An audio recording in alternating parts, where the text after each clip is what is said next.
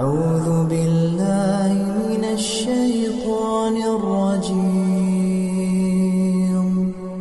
بسم الله الرحمن الرحيم. الذي خلقني فهو يهدين،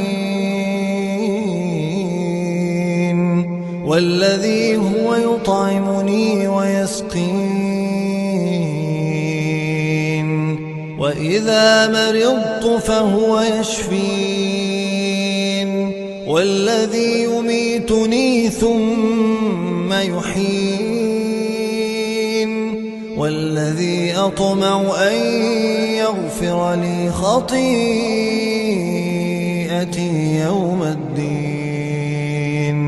رب هب لي حكما وألحقني بالصالحين، واجعل لي لسان صدق في الآخرين، واجعلني من ورثة جنة النعيم. واغفر لأبي إنه كان من الضالين،